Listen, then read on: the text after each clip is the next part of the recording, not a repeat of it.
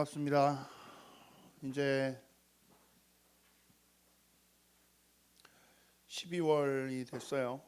이제 기말고사가 다가오고 기말고사 끝나고 나면 이제 즐거운 겨울방학 또 새로운 한 해 한 살 더 드시는 그런 시간표가 다가옵니다.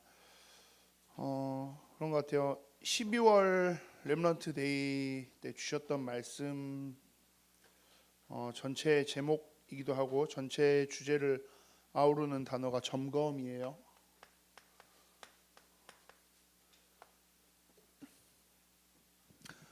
이 점검 여러분들 어떻게 하고 계시나요? 보통 의례적으로 이쯤 되면 이제 대학생들 좀 되면 이 점검들 하시죠. 이제 연말 분위기도 나고 그러면 벌써 1년 뭐 이리 빨리 가나 싶기도 하고 이 1년 나는 도대체 어떻게 보냈나 그 점검들 하실 거예요. 안 하고 계시는 분이 혹시 있다면 이건 저는 그래요. 반드시 해야 되는 거예요. 이거 점검을 어떻게 하고 계세요? 라는 질문을 제가 드리는 거지 점검하고 계세요? 라는 질문은 아닌 게 대학생쯤 되면 여러분들 이건 그냥 당연한 이야기여야 돼요. 여러분들의 1년을 조금 되돌아보고 제 기준으로는 저는 좀 제 스타일이 제 스스로 점검하고 확인하고 그런 캐릭터가 저는 못 돼요. 그래서 제 기준으로 제 대학 1학년 때는 점검은 불가능했어요. 근데 강제로 점검이 되잖아요. 성적표 날라올 때. 저는 그래서 그 강제 점검을 피해서 1학년 마치는 2학기 성적표가 날라오기 전에 군대를 입대를 했어요. 그러고 나서 이제 나중에 점검되는 거 확인되는 건 이제 성적으로 보여지고 그렇게 수동적으로라도 타의에 의해서라도 이 점검은 반드시 사실 돼야 돼요. 왜요? 점검이 안 되면 나타나는 결과가 있어요. 오늘 제가 유년부 렘넌트들하고도 이 이야기를 하는데 애들도 알더라고요. 점검을 안 하면 뭐가 터져요? 고장난 거 발견도 하고 조금 녹슬고 노후화된 거 그런 것도 찾아내야죠. 근데 이거 점검하면 보여요. 점검하면 이거 고치면 되는 거고. 근데 이걸 점검하지 않고 그대로 가면 뭐가 터지죠? 사고가 터져요. 그리고 이 사고가 터지고 나서 흔히 하는 말로 소 잃고 요양강 고치듯이 그렇게 되어질 때는 굉장히 많은 아픔들이 따라와요. 동반해요. 우리나라 사람들 늘 뉴스 보면서 이런저런 사고 터지면 늘 하는 이야기가 그거죠. 천재가 아니라 인재다라는 이야기들 늘 우리나라 뉴스에 끊이지 않고 나와요. 안전불감증 이야기들도 나오고 그 모든 것들의 핵심은 결국 뭐냐면 이거예요. 이 점검이 되어지지 않고 있는 거예요. 그런 부분에서는 예민하고 민감한 게 훨씬 더 나아요. 지난주 담임 목사님 주셨던 강단 메시지를 기억하신다면 영적 감각이 민감하게 살아있는 사람, 그러면 거기에 대한 반대급부도 있겠죠. 영적인 무감각 속에 빠져 있는 사람, 결국 그건 뭘로만 가능할까요? 영적인 무감각에 빠져 있는 사람은 어느 상황이 돼야 겨우 알죠. 어디 한 군데가 다쳐야 심하게 부러져야 그래야 돼요. 개인적으로 저는 저희 아버지랑 별로 친하지가 않은데 저희 아버지가 항상 저한테 하시는 말씀이 있어요. 어렸을 때부터 항상 저를 때리시면서 하시는 말씀 중에 하나가 늘 그거였어요. 이제 저희 아버지가 아시는 분들은 아시겠지만 저희 아버지가 요즘은 이제 제가 몸이 너무 많이 불어서 조금 그러긴 하는데 세 자릿수의 체중을 넘기 전까지만 해도 저희 아버지가 저보다 힘이 셌어요. 지금도 아마 힘으로는 비슷비슷할 것 같아요. 저는 저희 아버지가 아직도 저희 아버지 주먹에 대한 트라우마도 있고요. 그만큼 힘이 세시기도 하고요. 제가 한 80kg 중반일 때 군대에 있을 때 한번 군대 이제 마지막 이렇게 휴가 나왔을 때 저희 아버지가 제가 이제 군대에서 한참 운동하고 와서 되게 막 이렇게 저희 아버지 앞에서 뽐내면서 막 이렇게 푸시업하고 막 이렇게 집에서 막 이렇게 했는데 저희 아버지가 TV 보고 이렇게 누워 계시다가 가소롭게 저를 쳐다보면서 웃으셨어요. 그리고 그 자리에서 엎혀보라고. 그래서 그 당시에 83kg 되던 저를 놓고 팔굽혀펴기를 10개 하셨어요. 예, 사람 아니죠. 예. 그런 분이 그 힘으로 이 아이를 지금 저 말고요, 막 초등학교 중학교 때 저를 잘못하면 진짜 많이 때리셨거든요. 저희 아버지는 심지어 회초리를 쓰지 않으셨어요. 그냥 주먹으로 때렸어요. 정말 아팠어요. 너무 무섭고 아플 만큼 아팠어요. 제가 좋은 점이 하나가 있었던 게 중학교 가서 친구들하고 싸우는데 되게 좋았어요. 친구들이 막 때리는데 안 아파요. 예. 우리 아빠한테 비하면 이건 아무것도 아닌데 뭐 그런 어쨌든 그러다 보니까 제가 사실 저희 아버지에 대한 그 감정이 별로 안 좋은데 어렸을 때는 그 말이 죽기보다 싫었는데 요즘 와서는 제가 정말 100% 공감하고 있는 말 중에 하나가 그거였어요. 내가 지금 너를 때리는 게 차라리 낫지. 나중에 하나님이 너를 치시기 시작하면 넌 그땐 진짜 죽기 직전까지 가야 된다고. 좀 이상한 말처럼 들리시죠? 근데 저는 그 말에 100% 공감해요.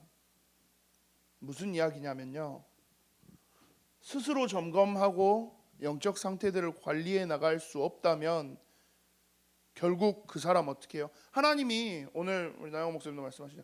구원받은 하나님의 자녀를 그냥 내버려 두지 않아요.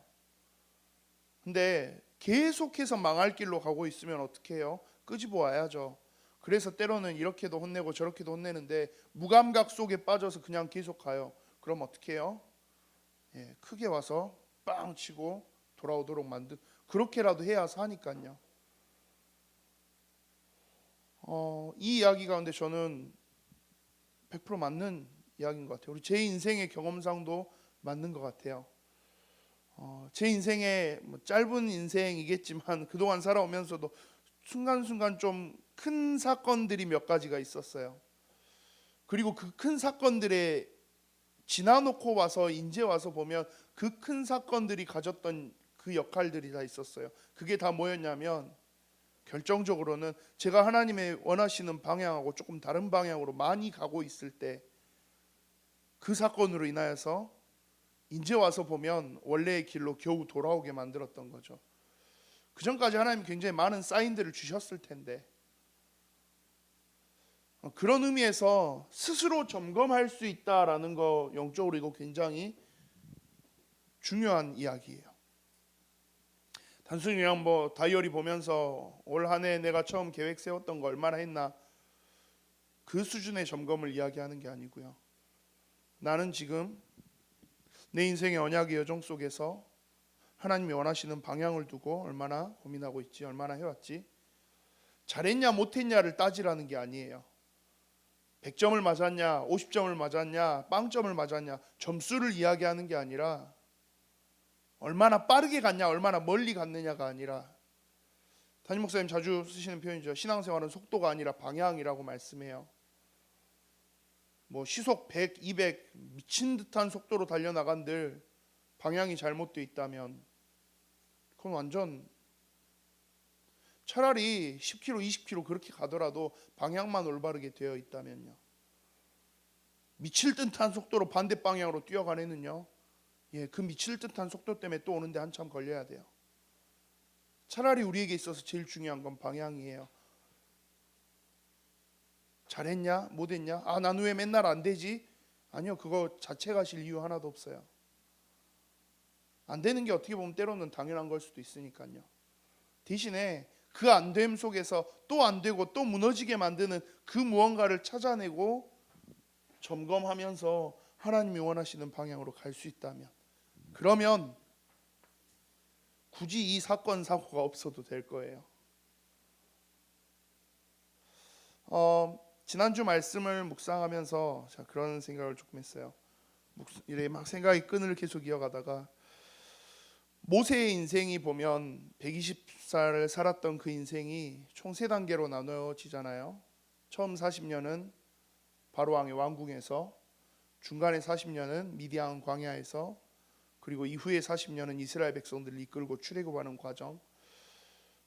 흔히들 우리는 그렇게들 많이 생각하잖아요. 앞에 40년은 세상적으로 잘 나갔으나 언약은 놓쳤던 인생, 중간에 40년은 세상적으로도 망하고 영적으로도 망하는 인생, 뒤에 40년은 그래도 성공한 인생. 담임 목사님 전에도 그래서 그 말씀 한번 하셨었죠. 인생 전체를 조금 보고 가시라고. 지금 내 모습, 지금 내 상황에 너무 막 엎치락뒤치락 하지 말고 내 인생 전체를 두고 있는 하나님의 계획, 그걸 보고 가시라고. 그래 치면 그게 다 하나님의 이유가 있는 시간들이라고. 근데 그래도 조금 제가 그랬던 게, 그 모세의 인생에 있어서 40살부터 80살까지 그 40년 굳이 사람을 그렇게 나락으로 바닥으로까지 떨어뜨려야 될 이유가 있을까? 라는 생각을 되게 많이 해요. 그러잖아요. 꼭 그렇게 안 하고 하나님 그냥 40세 된 모세한테 나타나서 능력 딱 보여주고 그냥 이렇게 해서 자 가자, 그래도 충분히 됐잖아요. 됐을 것 같은데, 그래 되면 모세 입장에서도 바로왕하고 이미 안면도 있고 뭐 할아버지 뭐 하면서 살았을 거고 더 말도 더 쉽게 뭐 그런 생각들도 해봤는데 아니요, 생각을 해보니까 아니겠더라고요. 40살의 모세에게 하나님이 호렙산에서 나타나신 것처럼 나타나셨다면 모세가 과연 그 말씀에 있어서 출애굽기 3장만큼의 3장 4장만큼의 반응이 나왔을까? 죽어도 안 나왔을 것 같아요. 왜요? 자기 이미 잘 나가고 있거든요. 자기 이미 완벽한 배경, 완전 성공한 인생을 살아가고 있거든요. 단순히 좀 있는 집 자식으로 들어간 게 아니라 바로왕의 손자예요. 서열로 따졌을 때 혈통의 문제 때문에 왕이 계승은 안 될지 몰라도 뭐 그 시대뿐만이 아니라 역사상 최고의 왕권 강화 시대로 손꼽히는 그 이집트 파라오의 손자예요. 그 배경을 놔두고 모세가 그때 하나님이 자 가자, 니네 이스라엘 백성들 노예들 데리고 저기 가나안 땅 차지하러 가자. 과연 모세가 그 상황에서 반응했을까? 저 같으면 쳐다도 안 봤을 것 같아요. 제 수준에. 그러고 나니까 조금 이해가 됐어요. 왜 모세가 광야 생활 40년이나 하면서 자존감이고 뭐고 자존심이고 완전 다 바닥으로 떨어지는 그 상황까지 갔을까? 그때쯤 돼야 모세가 진지하게 하나님을 바라보고 의지할 수 있는 그 준비가 됐을 거니까요. 그러면 우리에게 있어서 똑같이 다 그 광야의 시간들이 필요합니까? 뭐 어떻게 보면 그럴 수도 있어요. 받아들이기 싫을지 모르겠지만 저는 개인적으로 여전히 받아들이고 싶지 않지만, 하나님 나는 이 광야의 시간보다는 굳이 얘네들 통해서 말고 그냥 나 하나님 정상적으로 하나님 주신 은혜 속에 거하면서 한 걸음 한 걸음 이렇게 서는 그런 서밋의 모습. 하나님 나는 그래도 이왕이면 그게 더 좋겠는데요. 예, 그렇다면 이거 필수예요. 그러잖아요. 그렇다면 그 그림을 여러분들 원하신다면 이건 반드시여야 돼요.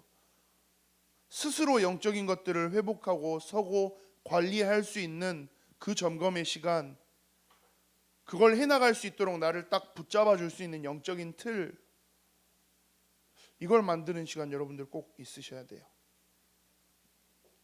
12월 이제 한 달 남은 이 2019년, 또 어떻게 보면 뭐 시험 기간이다, 기말고사다, 또 뭐 여러 가지 연말이다, 바쁜 시간들이 제일 치열하고 바쁜 그런 12월이기도 하겠죠. 그 치열함 속에서 당연하듯이 이 점검이 뒤로 밀려나지는 않으셨으면 합니다. 여러분들의 영적인 것들을 점검하고 확인하고, 그리고 나서 이게 점검이 올바르게 이루어지면 그 다음에 진짜 제대로 가능한 게 도전이라는 개념이에요. 점검하면 최소한 확인되잖아요. 내가 이게 안 되네? 그러면 해야지. 근데 점검하지 않으면요, 도전도 되지 않아요. 왜요? 도전할 이유가 없는데요. 내가 뭐 잘못된 것도 없는 것 같고 나 지금 다 괜찮은데. 똑같은 이야기겠죠. 그래서 근데 그렇잖아요. 도전을 해야 성장이 이루어져요. 여러분들이 자라나고 힘이 얻고 뭔가 지식적으로 모든 부분에 다 있어서 마찬가지잖아요. 아무런 동기부여가 되지 않는다, 그 사람은 그대로 도태되는 거예요. 이걸 정말 원하신다면, 그걸 통해서 정말 하나님이 주시는 영적 서밋의 응답, 그걸 원하신다면 이거 조금 하실 수 있어야 돼요. 스스로 점검하시고 찾아내시고 도전하실 수 있어야 돼요. 뭐 그게 싫으시다면 뭐 괜찮고요. 제가 그래서 요즘에 아예 저희 집에 있는 체중계 위에를 안 올라가고 있어요. 올라가면 저 요즘에 좀 제 주변에 압박이 좀 세거든요. 아시는 것처럼 저희 서복음 청년이 15kg를 감량을 했어요. 지 혼자 그냥 조용히 살을 빼지. 여기저기 다 이야기하고 다녀서 교회에서 보는 분들마다 다들 복음 있는 살 빼는데 그러면 이제 배 목사님만 빼면 되는데 좀 심해요. 요즘에 너무 많이 들었어요. 그래서 빼야 되는 건 맞겠는데 그냥 그 현실을 부정하고 싶어요. 저는 이 도전을 굳이 하고 싶지 않아요. 그 부분에 있어서. 그러다 보니까 뭐 하면 돼요? 체중계 자체를 아예 안 올라가기 시작했어요 지금. 그래서 몇 킬로예요? 좀 빠지고 있어요. 그럼 지나가니까 얘가 굉장히 이상하지만 영적으로도 똑같은 이야기예요. 뭐 점검 굳이 제가 살 안 빼는 거랑 똑같은 수준의 영적인 수준을 원하신다면 점검 도전 뭐 안 하셔도 돼요. 그게 아니라면 반드시 필요한 부분들일 거예요. 서론이 굉장히 길었어요. 본론이라도 짧게 합시다.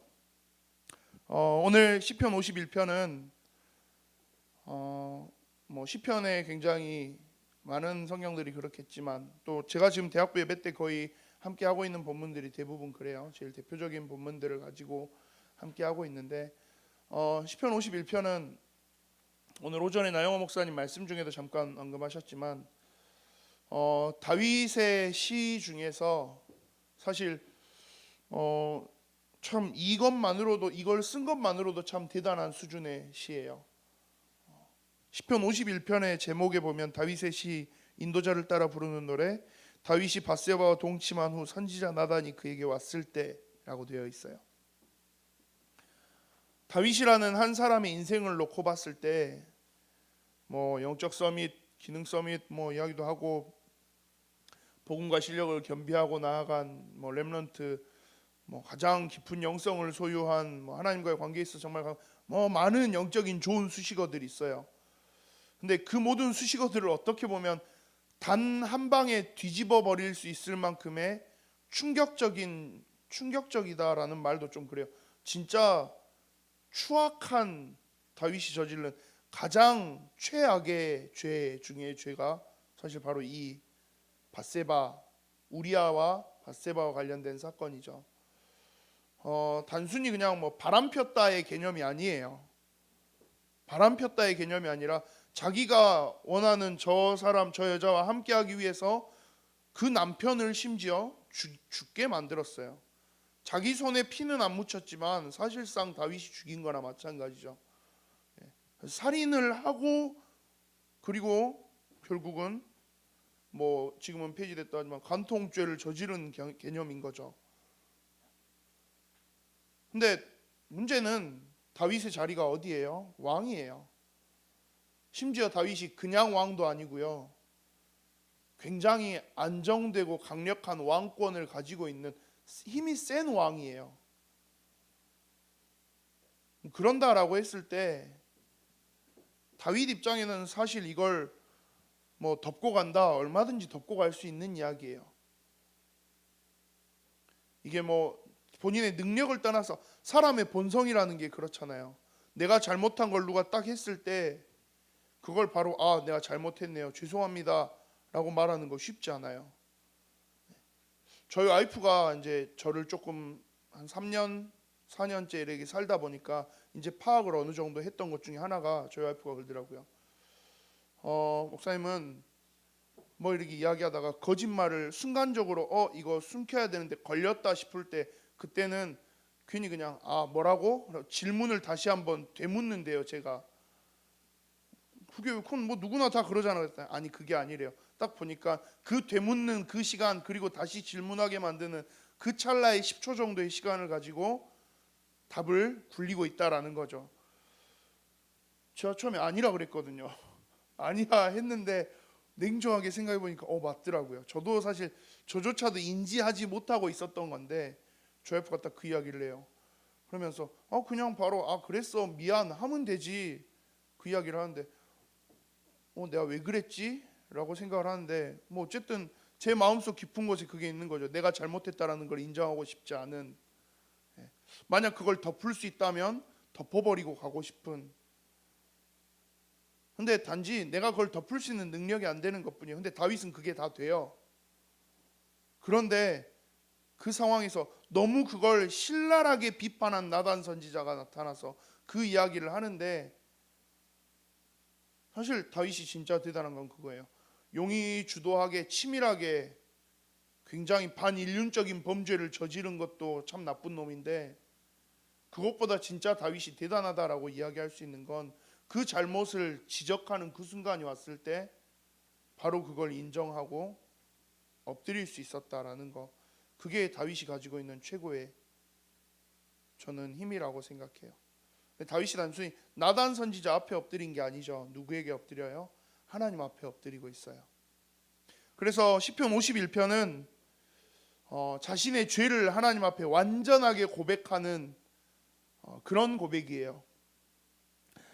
전체를 제가 쭉 읽기는 하지만 뒤에서부터 제가 조금 한번 읽어볼게요.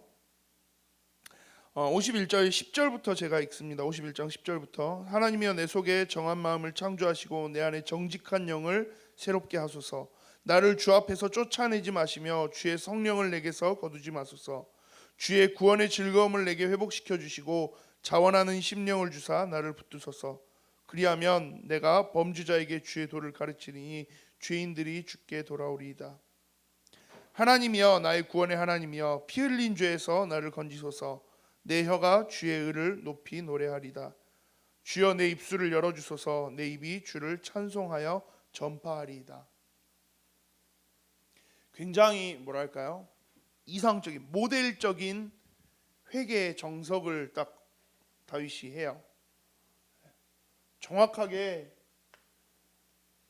내가 지은 죄, 내 잘못, 그걸 그대로 딱 이야기하는 거죠. 그리고 그 속에서 나에게 있어서 정말 필요한 게 무엇인지, 하나님 내가 이렇게 죄악된 사람이에요. 내가 이렇게 못난 사람이에요. 내가 이렇게 죄악된 놈이니까 나 그래서 하나님의 은혜가 필요해요. 하나님이 주시는 그 은혜와 그 사랑, 하나님 그게 나에게서 그러니까 너무 필요해요. 하나님의 성령을 제발 나에게서 떠나게 하지 말아 주십시오. 다윗은 봤잖아요. 그 모델 한 명을. 하나님의 성령이 떠나가고 완전히 인생이 파멸로 내려간 사람을 한 명 봤어요. 누구요? 사울 왕이요. 다윗이 그걸 아는 거예요. 하나님 내가 잘못했어요. 정말 잘못했는데 나는 최소한 사울 왕처럼 이 잘못 앞에서 끝까지 이걸 버팅기고 아닌 척하고 있다가 결국 하나님의 영이 떠나간 그 전철을 밟기는 싫어요. 하나님 나 진짜 내 모든 것들 새롭게 하나님 해주세요. 하나님이 해주셔야 돼요. 그리고 하나님이 그렇게 해주시면 그 은혜 가지고 다시 나 하나님의 언약 은혜 이거 전달하면서 나 그렇게 살게요. 굉장히 이상적이고 모델적인 반성문의 정석을 시편 51편은 드러내요. 시편 51편은 조금 여러분들 시간이 되신다면 혹시나 큰 잘못에 깊은 죄책감 속에 사로잡히는 시간들이 있으시다면 그럴 때 시편 51편 한번 묵상해 보셔도 괜찮아요. 근데 오늘은 제가 여러분들하고 함께 나누고 싶은 말씀이 그 앞에 부분이 아니고 16절, 17절 부분이에요. 근데 그렇게 이야기하면서 다윗이 갑자기 하는 이야기예요. 주께서는 제사를 기뻐하지 아니하시나니 그렇지 아니하면 내가 드렸을 것이라. 주는 번제를 기뻐하지 아니하시나이다 라고 이야기해요. 무슨 말 같지도 않은 소리입니까? 하나님이 이 제사를 얼마나 중요하게 여기시는데요. 지난주 우리 강단 말씀에 그 제단 하나 거기다가 더 쌓은 거, 그것 때문에 모든 이스라엘 백성이 가서 싸우려고 할 만큼 이 제사, 하나님 앞에 드리는 예배로서의 제사 얼마나 중요한 건데요. 그리고 그게 얼마나 중요한지 하나님 출애굽에서 나오는 이스라엘 백성에게, 광야길을 가고 있던 이스라엘 백성에게, 가나안 땅 들어가기 직전의 이스라엘 백성에게 계속 반복해서 이야기하신 것 중에 하나가 이 제사인데요. 예배에 대한 것들. 근데 다윗이 갑자기 하나님이 제사를 기뻐하지 않으신대요. 하나님은 번제를 기뻐하지 않으신대요. 무슨 말이죠? 17절에 하는 이야기예요. 하나님께서 구하시는 제사는 상한 심령이라 라고 이야기해요.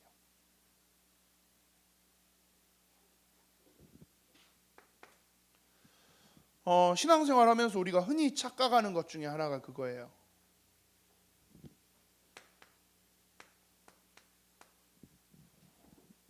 우린 자꾸 인간이니까 어쩔 수 없어요. 우린 이게 우리 눈에 먼저 보이는 게 이거잖아요. 어쩔 수 없어요. 이건 바로 처음 딱 만났는데 이 사람이 성격이 어떻고 마음 속에 성품이 어떻고 그건 모르잖아요. 결국은 뭘로 결정돼요? 첫 인상으로 결정되는 거죠. 저희 와이프가 항상 저한테 하는 말이 있어요. 오늘도 지금 제가 생각보다 많은 분들한테 그 이야기를 들었는데, 머리 좀 짧게 자르지 마라, 면도 깨끗이 하고 다녀라, 옷 좀 제발 신경 써서 입어라, 머리에 왁스는 꼭 발라라 등등의 몇 가지 이야기들을 맨날 해요. 저는 그거 진짜 귀찮거든요. 저는 이 머리가 제일 좋아요, 세상에서. 왜요? 이건 수건으로 딱 3번 털면 끝나거든요. 머리 길면 해철이 머리 찬영이 은총이 드라이 해야 되잖아요. 드라이를 왜 해요, 아침에? 근데 저희 와이프 맨날 하는 이야기가 그거예요. 왜? 전 맨날 그래요. 왜 괜찮다, 이렇게 움직여도 아무렇지도 않았다, 아무 이상 없었다. 저희 와이프 맨날 하는 이야기죠. 아무렇지도 않은 게 아니라 그렇게 하고 있으니까 사람들이 당신한테 그냥 아무 말을 못한 것뿐이다. 얼굴이라도 좀 부드럽게 생겼으면 모르겠는데 그래서 저는 항상 웃고 다니거든요. 웃는 상으로 사람 좋은 척 하려고. 근데 저희 와이프는 항상 이제 너 첫인상이 매우 좋지 않다, 목회자로서 굉장히 좋지 않은 첫인상이니까 제발 좀 꾸미고 다녀라 라는 이야기를 해요. 처음엔 그 이야기에 굉장히 반감을 가졌거든요. 나는 그런 사람이 아닌데. 근데 생각해보니까요, 반대로 생각해보니까 내가 그런 사람이고 그런 사람이 아니고는 사람들이 처음 만나고 어떻게 알아요? 완도 예일교회 이제 완도랑 남학 사역을 하는데, 완도에서 처음 만난 이렇게 이제 대상자분과 이렇게 하는데 그분의 첫 마디가 그러더라고요. 제가 완도 예일교회 여기 배장현 목사라고 합니다. 목사요? 그러시더라고요. 그래가지고 네, 왜요? 그랬더니 목사 전혀 아니고 다른 직종 같다고. 그때 제가 이제 처음으로 그 생각을 했어요. 내 일부러 진짜 되게 착하게 웃으면서 이렇게 90도로 인사하고 했는데 오히려 그 모든 게 다 뭘로 보여요? 다른 직종의 사람처럼 보이는 거죠. 어쩔 수 없어요. 우리는 이 모습에 많이들 집중해요. 우리 삶의 모습들, 또 그 삶의 모습뿐만이 아니라 이 속에서 오는 눈에 보이는 얼마나 잘하냐 하는 삶의 수준들, 요즘 굉장히 중요하게들 여겨지는 삶의 질이 얼마나 높아지느냐, 얼마나 괜찮게 사느냐, 우리는 많은 그런 부분에 눈에 보이는 모습들에 우리는 주로 집중을 해요. 그런데 다윗이 지금 이야기하고 있는 건 그거죠. 그건 우리 수준의 이야기인 거고, 하나님은 뭘 보시는데요? 심령을 보신대요. 우리의 모습, 내가 얼마나 잘 살고 내가 얼마나 뛰어난 수준을 갖췄고. 자, 근데 이게 신앙생활 하는 데 있어서도 똑같이 적용돼요. 네가 얼마나 예배를 잘 이게 그 율법주의적인 개념으로서의 이야기 일대를 말하는 거예요. 예배를 나오지 않아도 됩니다, 그 말이 아니라 흔히들 그래요. 내가 교회 다닌 게 몇 년인데, 내가 받은 우리 다락방 같은 경우 내가 받은 훈련이 어디까지인데, 우리 집이 몇 대째 기독교 집안인데. 은근 교회 안에서도 그 이야기들이 많이 나와요. 근데 결국 그거 다 어느 영역이에요? 이쪽 영역이에요. 나오는 게 당연해요. 왜요? 우리 사람인데요. 우리 수준에서는 이게 보이는 게 당연해요. 근데 하나님 앞에서는 이게 전혀 다른 이야기일 건데, 우리가 마치 하나님도 마치 이 부분을 똑같이 고려하시는 것처럼 착각해요. 다윗이 하는 이야기예요. 하나님은 그거 아니야. 너 얼마나 똑바로 했어? 너 얼마나 잘했어? 너 얼마나 대단하게 했어? 네가 얼마나 도덕적으로 살았어? 네가 얼마나 사모를 열심히 하면서 있었어? 체크리스트에서 점수가 많이 나와. 조금 뭐 62가지를 다, 그걸 자꾸 우리가 뭔가 이 사람을 되는 잣대처럼 평가지처럼 생각해요. 아니요. 하나님이 보시는 건 그게 아니다라고 이야기하는 거예요. 그리고 우리의 신앙생활 속에서도 우리가 점검해야 되는 첫 번째가 이게 아니라는 거예요. 이 방향이라는 거죠. 심령이라 했을 때 뭘 이야기해요? 여러분들 중심에, 여러분들 마음속 가장 깊은 곳에, 여러분들 삶의 가치관과 모든 것들을 판단해가는 그 모든 기준점의 가장 깊은 곳에 있는 것, 그게 어디를 향해 있느냐? 이거 포장은 가능해요. 속이는 건 가능해요. 우리끼리는. 근데 하나님은 그걸 보시지 않는다라는 거예요. 심지어 하나님은 이걸 정확하게 알고 계신다라는 거예요. 아무리 이렇게 저렇게 포장하고 좋은 척 해봐도 하나님은 알고 계시는데, 그러면 하나님이 원하시는 건 뭐예요? 하나님한테는 좋은 모습만 보여드려야죠. 하나님한테는 내가 잘하고 있는 모습만 보여드려야 되죠. 예, 하나님이 만약 그래 좋은 모습만 가지고 와, 네가 딱 완벽한 모습만 가지고 와, 그런 하나님이셨다면 우리가 그렇게 해야 되겠죠.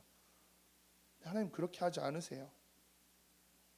뭐 레위기에서 제사에 대한 부분들을 하나님 이야기하시면서 흠없는 양을 가져오라 하지 않으셨냐?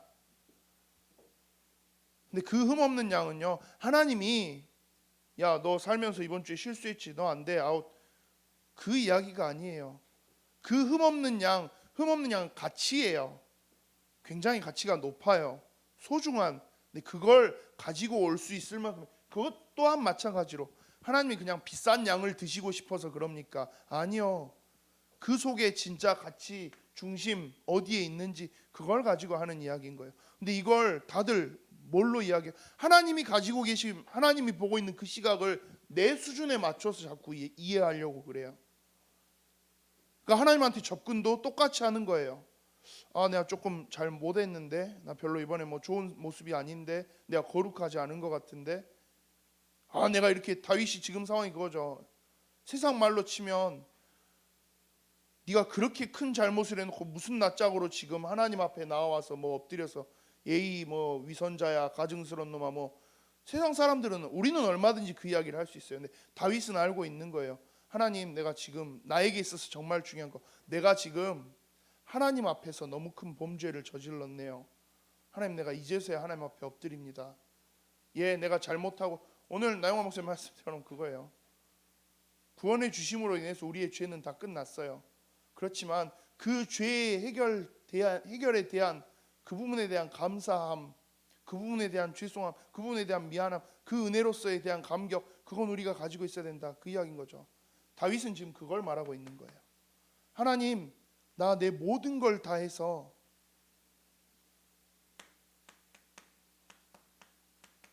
진실된 모습 그대로를 가지고 하나님 앞에 섭니다. 포장하고 뭔가 가식이 아닌 내 속에 가장 진실된 모습으로요. 예수님이 말씀하시는 것도 그거죠. 하나님을 예배하는 자는 신령과 진정으로. 결국 이 이야기를 말하는 거죠. 하나님이 보시는 건 뭐니까요? 이쪽 영역이니까요. 그래서 오늘은 드리고 싶은 말씀의 핵심은 그거예요. 나는 뭐가 잘 안 돼요, 나는 이게 이래요, 저게 저래요, 그거 자책하지 마세요. 자책할 시간에 그냥 그대로 그걸 가지고 하나님 앞으로 가지고 나아가시면 돼요. 오늘 제목을 제가 그래서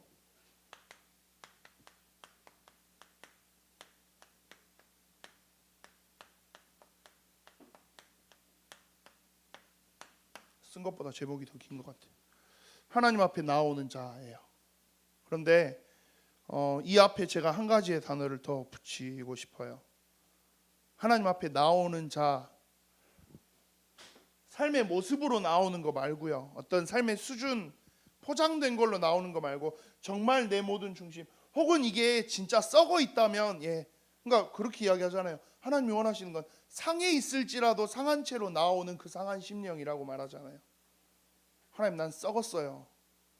나는 완전히 뼛속까지 쓰레기예요. 그거 인정하고 그대로 그 모습 가지고 그래도 나 받아주시는 하나님이라고 나올 수 있는 사람. 하나님 앞에 어떻게 이렇게 못난 모습을 보여드려요? 아니요, 그 모습 그대로 가지고 나올 수 있는 사람. 대신에 더 이상의 벽 없이, 더 이상의 포장지 없이 여러분들의 모든 것을 그대로 딱 하나님 앞에 가지고 나올 수 있는 사람. 이 사람을 가지고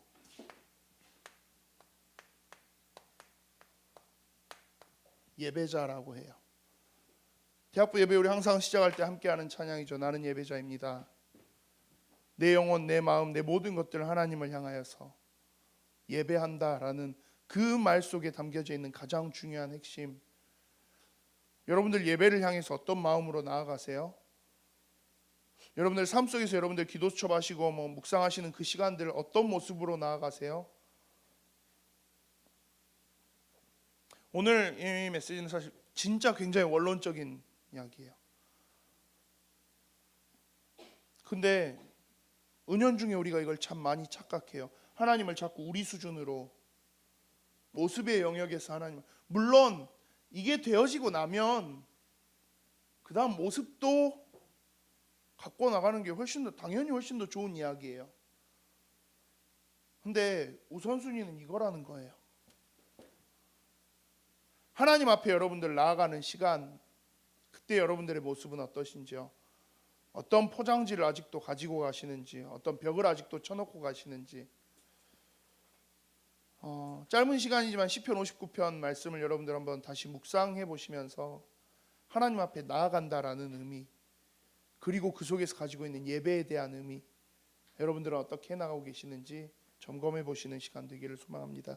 기도합니다. 살아계신 하나님, 온전히 하나님 앞에 나의 모든 것을 다하여서 전심으로 나 단 하나도 숨기지 않고 나의 모든 중심을 하나님 앞에 내어놓을 수 있는, 고백할 수 있는 다윗과 같은 그 믿음의 고백들이 우리 앞에 시작되어 주도록 인도하여 주시옵소서. 감사를 드립니다. 살아계신 주 예수 그리스도 이름으로 기도합니다. 아멘.